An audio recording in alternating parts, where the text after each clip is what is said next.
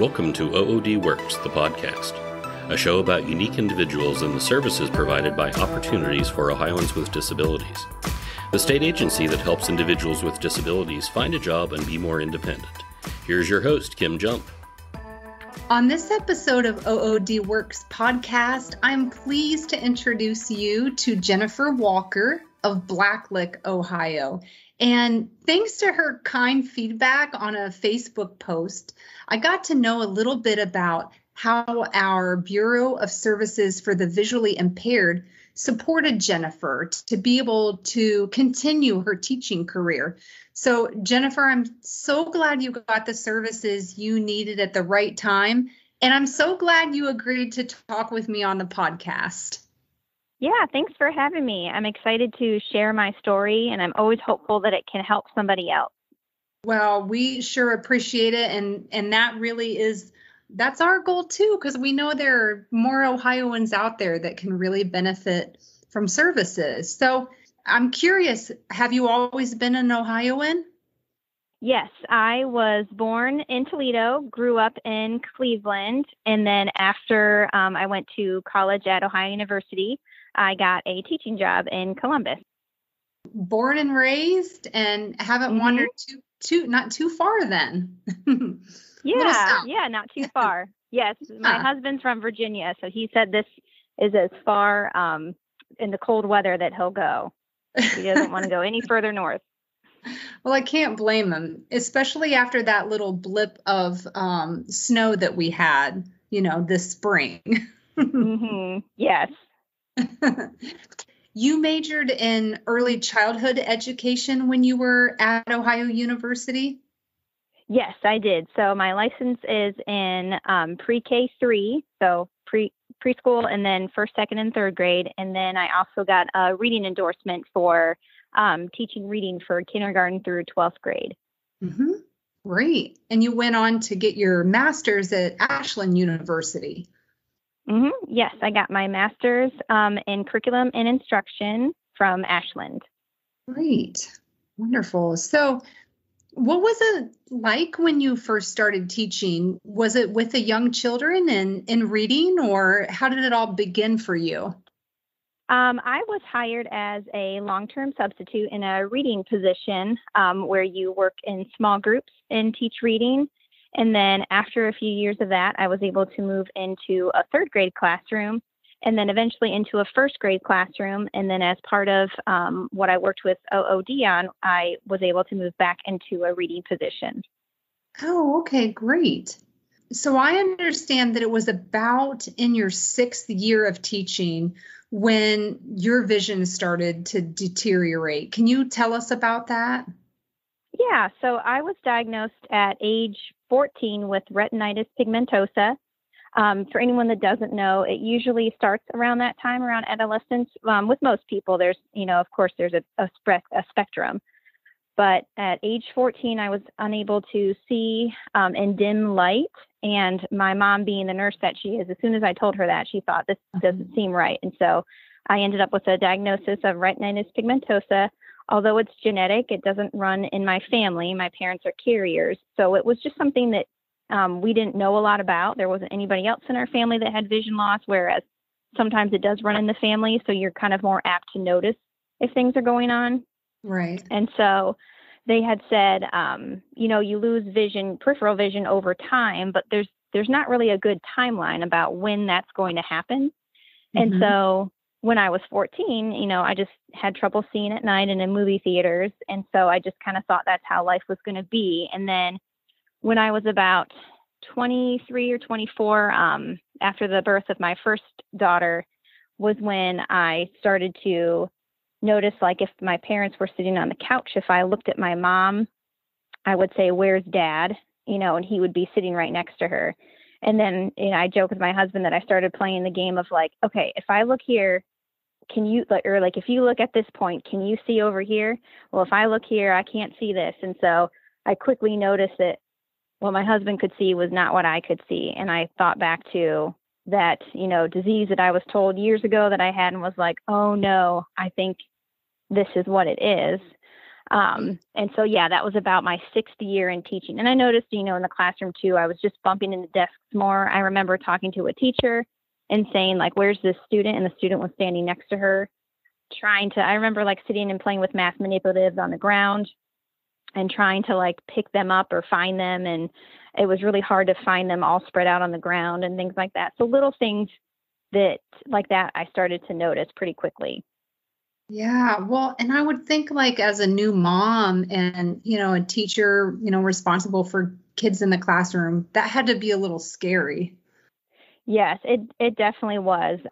So it happened all pretty quickly. And I will admit it was a really hard time for me when I had read from the Foundation Fighting Blindness that they had said that with RP, that most people are legally blind by age 40. And I remember reading that and thinking like, just kind of almost like hyperventilating and being like, oh my goodness, like I am on a timetable of how long I'm going to be able to see. And then, like you said, as a new mom, you just think into the future. And so it just, it all kind of happened really quickly. And you had to make quick decisions because, I'm driving and you can't drive when you can't see peripherally. And so I had to give that up pretty quickly after my daughter was born because that was a whole nother layer. You can't be driving around, especially with, your own child in the car when you can't see well. But those are quick decisions you have to make that are life-changing decisions.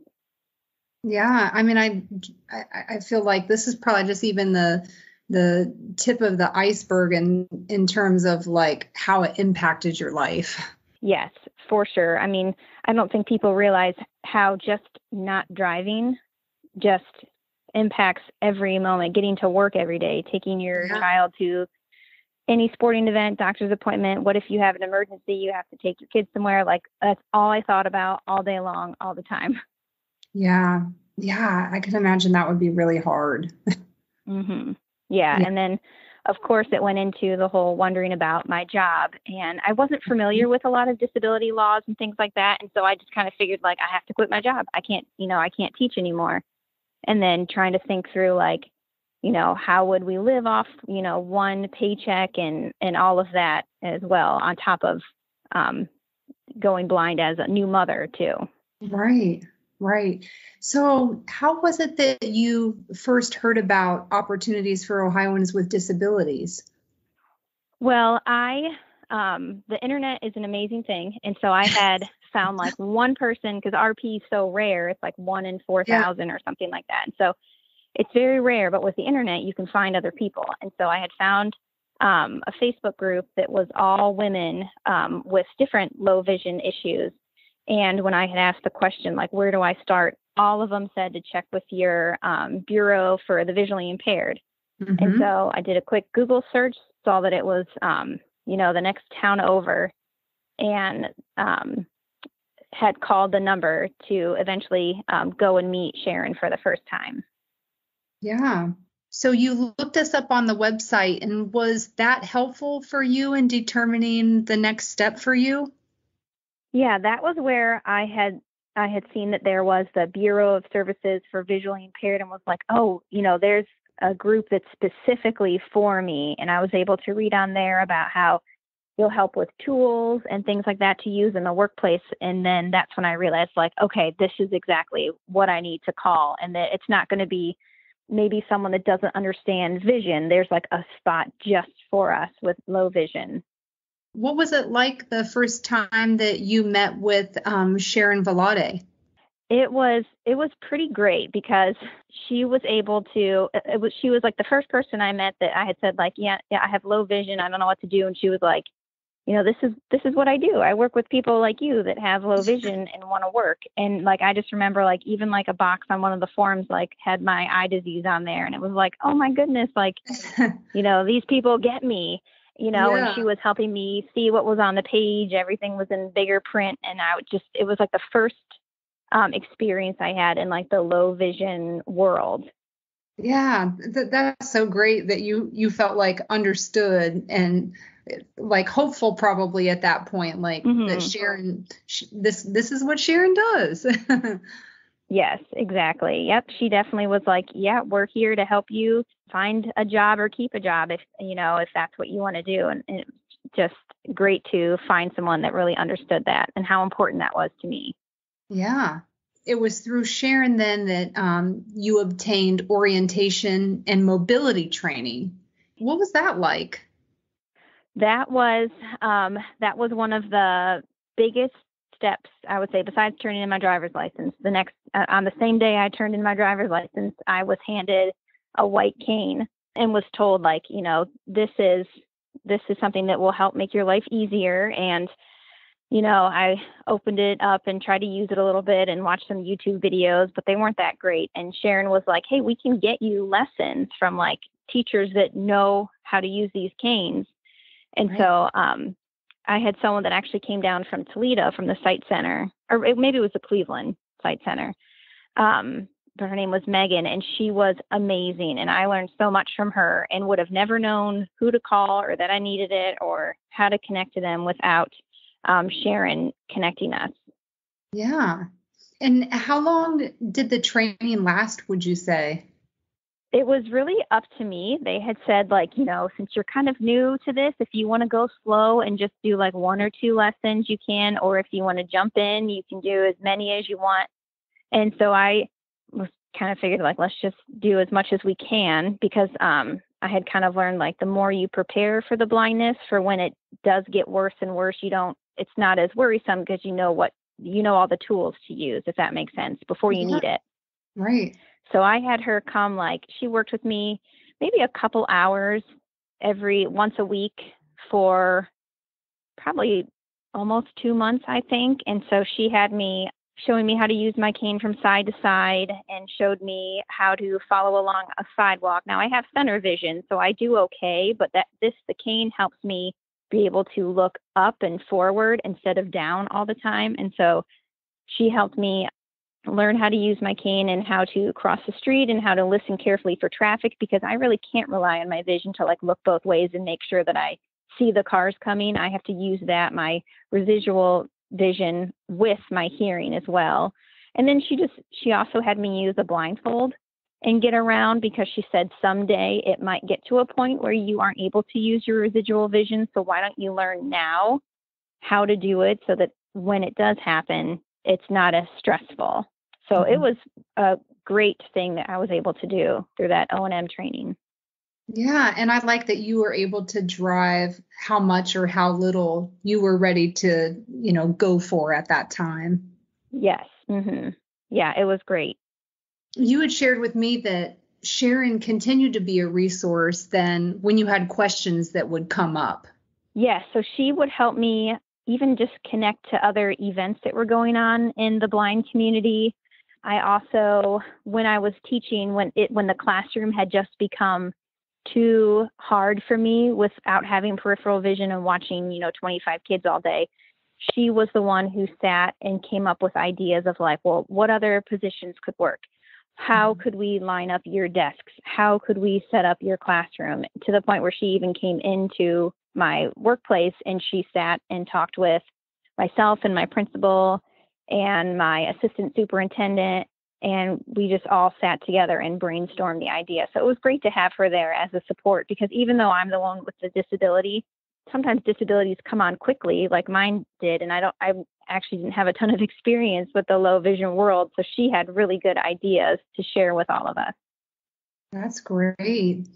How has your work changed then, and kind of where did you guys land on what would be a good fit for you?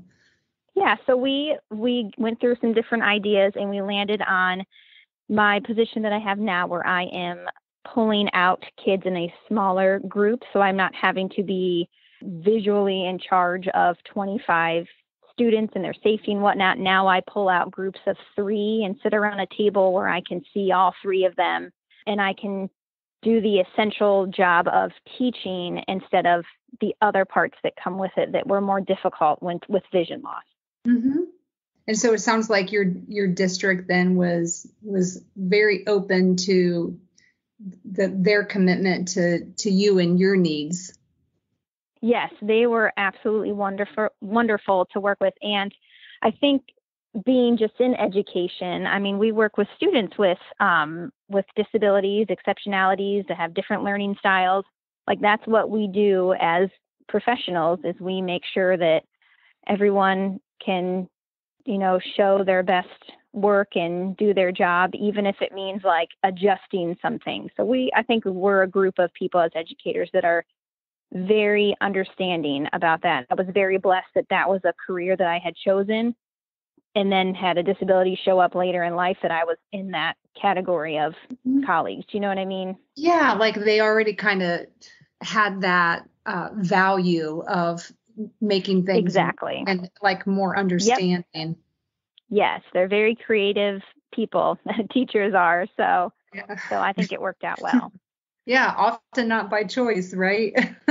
Yeah, and I think that's one of the interesting things with COVID and everyone working from home is I'm just curious because one of my passions is people with disabilities being employed, especially with visual impairments and being employed.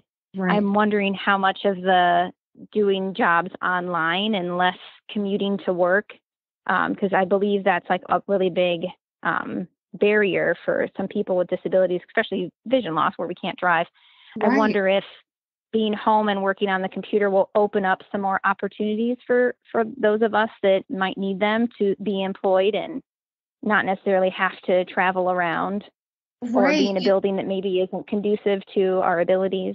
I'm actually glad you brought it up, Jennifer, because we at OOD, we are seeing that. I mean, the workplace for sure has been changed from COVID-19. And one of the exciting things we've done in the virtual environment is we've been hosting virtual hiring events for OOD participants. And we've had a couple that are dedicated to remote positions. So virtual hiring events with employer partners with remote positions for participants. So I think we're seeing some good movement in that direction, which is, like you explained, so awesome when, transportation and other barriers come up for individuals that have a disability. Yeah. I really hope that that's one positive that comes out of this. I hope it can increase the amount of people with disabilities to be employed. Yeah, I gotcha. I hope so too. I think it's pretty cool. We, one of the things we're really proud of at OOD is that, we've continued to make that connection for people that, that need a job. Yours is different. It was more about how do I stay on the job? And exactly. Since the pandemic started, at the time of this recording in early May, we've placed over 5,500 people into jobs. That's amazing. Isn't it? I mean, I think so too, but it's really important that we have inclusive workplaces and that we're not leaving people behind, in the economy, however it looks. Yes, agree. Yeah. Well, how has it been for you and your work with your students during this kind of crazy year that we've had? Well, as a teacher during the pandemic, it's been tough. It's been tough just because, for so many reasons, just so many. But we started off the year online, and so I was able to pull up, books and present them on my screen and show the kids while they're at home and work them through reading strategies. And then we had our hybrid time as well, and had our small group classes. And it's been kind of nice because the hallways are cleared out so that we have total room for like spacing. And so it's been nice for me because there's nothing extra to run into. Right. So that's been helpful. And then as of the middle of March, I believe it was, we went back full time. So now I'm full time back into the building. Do you use any assistive technology to help you in your work? I have. I was trained on Zoom text, maybe. Yes. And so I know how to use that. We actually, the year that I was trained on that, our district got new computers that you can pinch the screen in and out. And so that's been like super helpful. And the accessibility settings on there, I use a lot. As far as the Zoom text, though, I'm not using it right now just because it's so nice. Some of these computers have a lot of accessibility on them as well. But also, it's nice to know that the Zoom text is out there because it's one of those things where one day I might need that, and I know that it's out there. Feels good to know it's there if you need it. Yes. And then Sharon also set me up with like a low vision doctor who helped me with different tools that were Zoom text. And then also she gave me some really cool magnifiers that are small and easy to use at school. And she taught me different tricks about like using a black piece of paper to run down, like if it's like a long piece of paper, like that I'm trying to read, you can use a black piece of paper to like go down the different lines so that you don't skip a line and you just see like what's on that line at the top, if that makes sense. Yeah. She helped me get some glasses that I could use for reading, with my vision. Instead of using like a binocular, I actually can flip it the opposite way and it shows everything in the little tiny center part that's on the outsides, if that makes sense. So she showed me how to use that tool. So that was someone that Sharon had referred me to as well. So that was also fantastic to see all those low vision tools. I would have never even known that that was like a thing to be a low vision doctor. It's a pretty neat specialty, really. Yeah, because it is hard when you have, people, as you know, can become disabled in the blink of an eye or overnight, or even if it's genetic, it may not show up till later. And so if that's something that doesn't really run in your family, like I didn't have any idea where to go, what to do, what tools I needed. And Sharon really helped kind of map out what I would need. Yeah, she was there for you when you didn't really have other people that you could go to at that point. Yeah. Yeah, I'd asked my parents and my husband, and they were as clueless as I was about where to go. Well, and it sounds like you have found some support online too in connecting with other individuals that have some similarities. Yeah, I think Sharon really helped kind of build my confidence as well with that. And so we ended up going, because she had said, there's other like groups and things that meet, like the Foundation Fighting Blindness in Columbus. And so my husband and I went to the Dining in the Dark dinner. So it's specifically, they raise money for retinal diseases like my RP, and there's a couple other eye diseases, specifically retina degenerative diseases. And so we went to one of their events, and I used my cane for the first time there, like in a public setting. So that was exciting. And it was the first time I like met other people in person that had RP. It was the coolest thing ever to meet somebody else like close by that had it. Yeah. I couldn't believe there were people in Columbus with it. And then so we went to that Dining in the Dark event. So you wear masks over your eyes and eat your dinner, so you can kind of try to relate to what it's like to have vision loss. Yeah, and then the tickets obviously are donated to research for those eye diseases. And then there were a couple other meetings we went to. And then after a year, my husband volunteered to become the president of the Foundation Fighting Blindness Columbus chapter. And so we help run all the events now. And I feel like I know just about everybody in Columbus that might have an eye condition. I think I found them all and connected all of us together. So, but it really did all start at OOD. I really got that confidence of how to maneuver through this new world from them. That's awesome. And I love that your husband has been so supportive and like right in there, taking a leadership role even. Yeah. Our past president was just someone who wanted to do good in life, and he was like, I'll help with this foundation. And Kevin was like, my husband was like, well, my wife is affected, so we probably should be doing more than just coming to the events. And so it just worked out that he was happy to, take over and help with all that. That's great. You'll have to keep me posted on events, whether virtual or when things, kind of go back to more of the in-person, to let us know so that we can help get the word out about that too. Yeah. Well, if anybody else that has like low vision or wants to connect, we have a Facebook page called Foundation Fighting Blindness Columbus chapter. And we post our events on there. Our last Dining in the Dark last year, of course, got canceled. And we were about to have like 250 people come, and it was going to be so great. But we are going to have an in-person, because it's outside, we're going to have an in-person vision walk August 28th in Gahanna down at Creekside. So they can check out the Facebook page for that. So you can make a team if you want. You can donate money. You can make T-shirts if you want. But we'll go on, a short walk and just kind of to raise money. And there'll be, we'll have different events. Like I think we're going to try to have face painters there, balloon animals, and we'll have some speakers there as well. But we're excited just because it's connecting with people in person is pretty great. Yeah.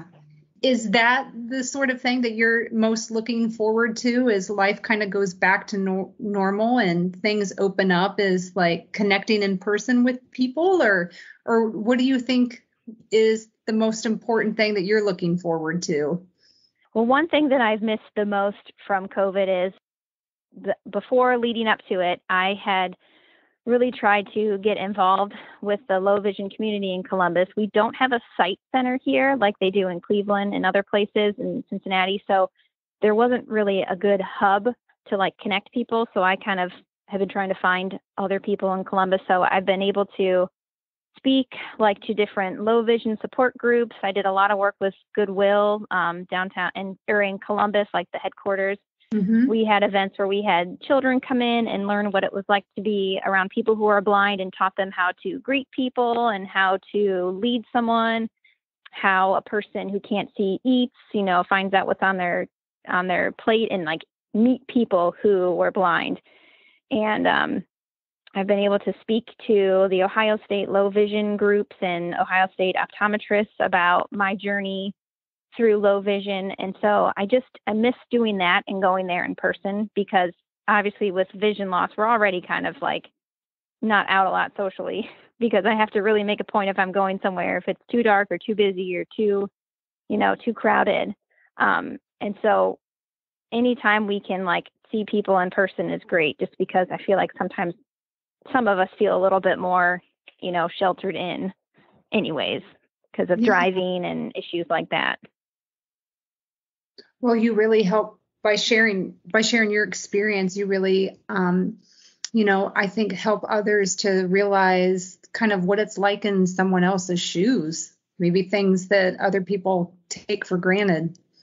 Yeah, exactly. And I feel like it's kind of like my therapy is, if I'm going to have to do this, I remember just feeling so awful and anxious and worried when all this first started happening. And if I can like find somebody else that's in that moment and say, okay, go to this website, do this next. And, I connected with a lot of moms with low vision and that had older kids, and they were like, okay, it's doable. Here's how you do it. You have car seats that can go in and out of the cars easily. And you find extracurriculars that are with friends and have them carpool with you. And so if I can be that for somebody else, I think that would be great. Yeah. Yes. Yep. I had a lot of people that helped me. So now it's my turn. What would you tell others who are considering services from OOD? I would say definitely try it, because it was life-changing for me, especially if you're someone that like doesn't even know where to start. This is where you start. You can go on the website and look for the different places to call. But I'd say if you do one thing, contact OOD for sure, because that was the first step for me into a lot of other great things that happened.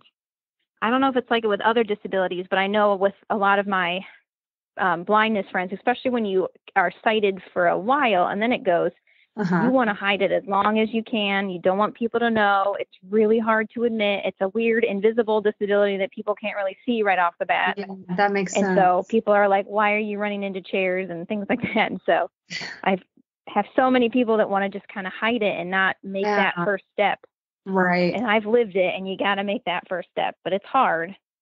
Just with the visual impairment, like we can do it. You just have to get us there. Transportation wise and, get us the right tools, but we can do everything that everybody else can. And I want people to know that and see that. So with what you guys do, you really help the world see that. A transcript of today's episode is available at ood.ohio.gov/podcast. Don't forget to subscribe and leave a rating and review. We're on social media at Ohio OOD. Do you have a disability? Do you want a job? We can help. oodworks.com.